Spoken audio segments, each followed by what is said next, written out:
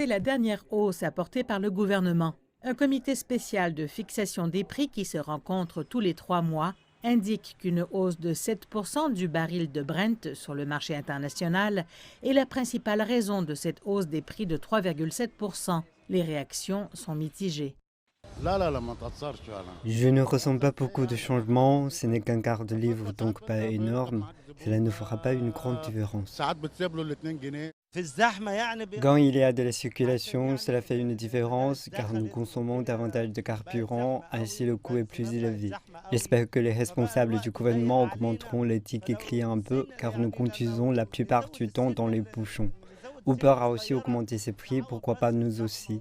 Contrairement à l'essence, le diesel utilisé par les camions, les minibus et beaucoup d'usines demeure inchangé pour éviter les hausses des prix sur le marché, en particulier pour les prix de l'alimentaire.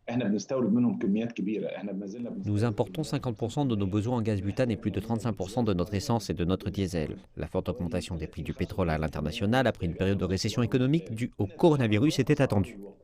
Les pays produisent à des taux plus élevés qu'avant pour compenser le temps perdu et cela nécessite d'énormes ressources énergétiques, ce qui a poussé les prix du pétrole à la hausse. Regardez le Brent, il était à moins de 40 $ et désormais dépasse les 83 $. Et cela a bien évidemment eu un impact sur les prix du carburant en Égypte.